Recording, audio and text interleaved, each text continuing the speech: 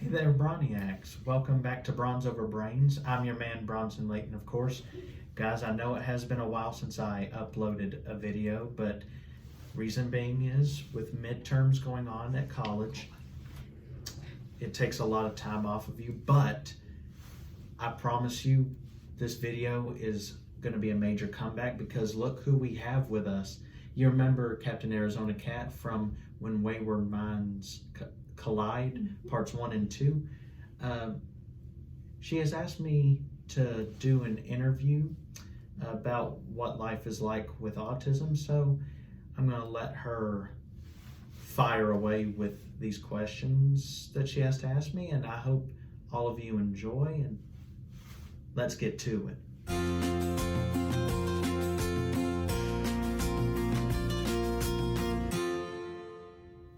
What makes you special, but why don't you tell the viewers what makes you so special?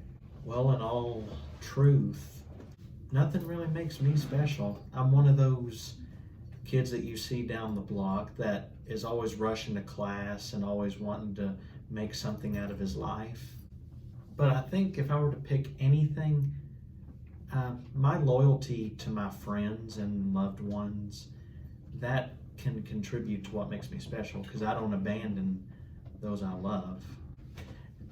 That actually contributes to why I started my YouTube channel, because I wanted to reach out to people who needed a voice, one that can actually, give compassion with.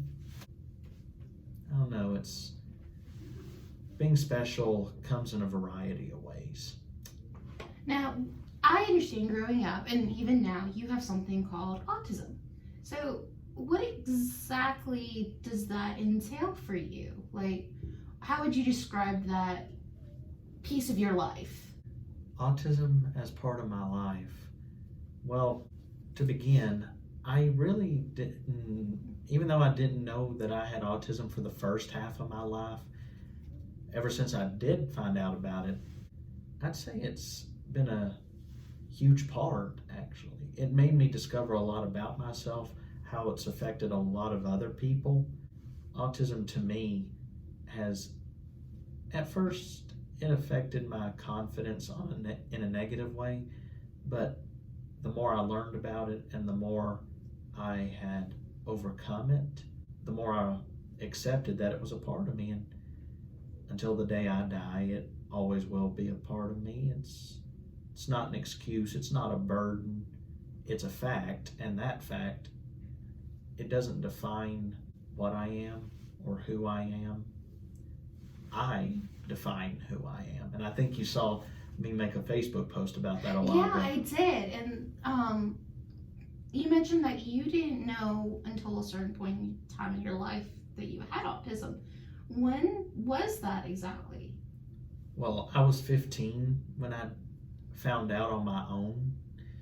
Technically, I was diagnosed with autism when I was 2, but it was hidden from me for the next decade because my parents, God bless their souls, they seem to have wanted you just to live a normal life, like nothing was wrong with you, I guess. They didn't want it to affect my way of thinking about who I am, like if I feel like a freak or if I wanted to separate myself from people. They didn't think about how I would handle it, but I can understand that. I mean, how would I feel if my future child was diagnosed with some kind of neurological disorder? How would he or she take it? I don't want to reveal that until I was sure that they were ready.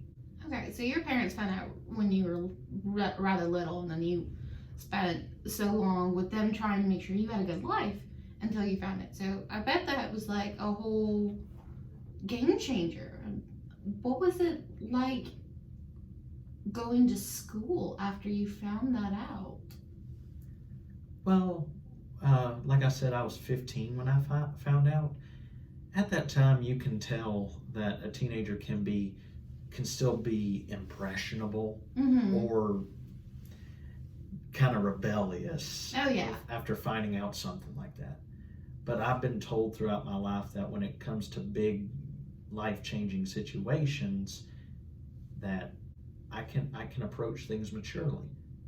I didn't let it affect my school life. I still stuck to what I did best. Well, that's always good.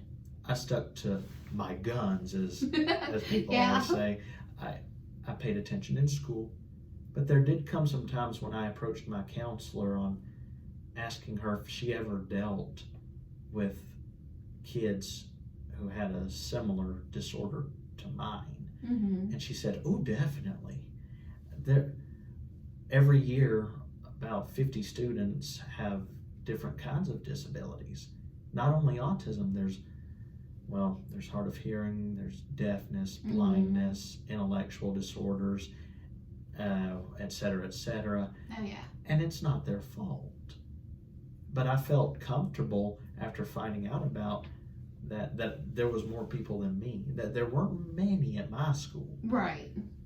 But knowing I wasn't the only one made me feel better because, I don't know, I kind of developed that kind of connection the way my Broniacs feel towards me when I provide them a voice. Oh, yeah, absolutely. So, do you think people see you differently or the same now that you have experienced knowing you have autism? Well, ever since I started college, a lot of people have gotten to know me, and then after a while longer, after they found out about my channel, they asked me, "Bronson, you're autistic?" And I'm like, "Oh yeah, you didn't know about that?" And people always tell me, "No, I can't ever tell. You seem so," I'm not going to say normal, because no one is normal. Right. It's just a setting on a washing machine. Exactly. Everyone's unique. Unique is what is part of being a human being. So, yeah, so you can tell that, like, people don't really see you differently now that they know. Well, I have revealed to several people that I have autism around here. I don't think it's changed their perspective of me. They have noticed, however, that when it comes to my process thinking skills,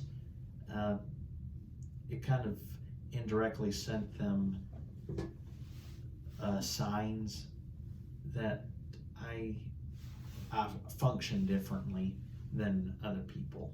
Okay. So, if you could go back in time, what would you tell your younger self? I would slap myself. Why? I would slap myself for doubting myself. Yeah, that's a good reason. But why were you doubting yourself back then? Well, I actually doubted myself before I found out I was autistic. Because all my life, or all through the first half of my life, I was wondering, how come I can't answer a question straightforward like the other kids? Like, I don't know the answer to much of everything, but everyone I know seems to have a quick answer to it. Why can't I be good at a sport? Or why can't I, it's a little complex to go into, but what I can... There's a lot of questions that didn't have that answer until you found out. Maybe it was a lack of self-confidence. I mean, I believe that if I could go back in time, I could tell my younger self there's much more potential in me than I had buried beneath the anxiety. Okay. So, what advice would you give to others that have autism? The best advice I can give to anyone else that is autistic: never be ashamed. I like that. I feel like that can go to anyone even. Okay, so what would you tell parents that have a child or children with autism? What advice would you give them? Well, this is going to be a little challenging for me because I'm not a parent yet. Right, but as a son to parents, what would you tell these parents? Well, to anyone watching this who is a parent of someone who has autism, I don't know how difficult the situation may be, how severe the autism could be, but always remember, look beyond the autism. Look at your child. Tend to their needs. If something is troubling them, comfort them. If something is making them happy, embrace it with them. Everyone has different interests, even people with autism. Even though that behavior could be repetitive, become a habit, it's still what makes us comfortable. And one way or another, they love you back. And all you really need is to look at the person and not the diagnosis. People with autism, even the kids, they look at people like the stars above them because they're an inspiration to them. I think that's very well said. Yeah, I couldn't have said it better myself. So you have taken a big leap in your life and you started a YouTube channel called Bronze Over Brains. Bing. What has that been like? Well, I am thrilled that you asked, because in a month and a half, it will be 1 whole year since I started the channel. I know, which is absolutely amazing. When I started the channel, Katie, I didn't know what I was doing. I don't know what territory I was going in. One day I wrote a poem for creative writing last spring, and then I thought to myself, if I can make a room full of fellow writers clap by reading about a poem about autism, why don't I apply that to the screen? I give my contribution to my life and show what I'm capable of. It was awkward at first. For an 18-minute video of me just talking about myself, I understand that could have been boring, but the more it went on, the more awkward it got, but the better it got. Mm-hmm. I hope I'm not boasting, but at this point, I thought I'd let you and Sarah both know that we have reached over 300 subscribers. That is awesome. Thank you. Congratulations. That's more than I have Instagram followers. Yeah, Sarah Cosplays here as well. She's just in the background. Manning the camera. She's our techno wizard today. So ever since we started last April, we've had a good deal of success for a start. And once again, Broniacs, I would like to apologize for the last couple of weeks I wasn't around. Same cadets, I have been inactive. I haven't posted in a year. We're at a point in this semester where we're dealing with midterms. Oh yeah, and all sorts of other stuff. But thank you so much for taking your time out of your busy day to come and sit and talk with me about you and autism. And I think you're going to be an inspiration to everyone that watches this and everyone that has questions. Please write them in the comments or find a way to contact us. You have an Instagram. It's The Savage 121. Yep. Yeah. So look for him. Go check out his channel, which is again Bronze Over Brains. And so I look forward to seeing what you do in the future. I appreciate you asking me to come to this interview. And as for you, Broniacs, I will see you next week for a new vlog. It's going to be super terrific. And until then, stay brawny. See ya, cadets.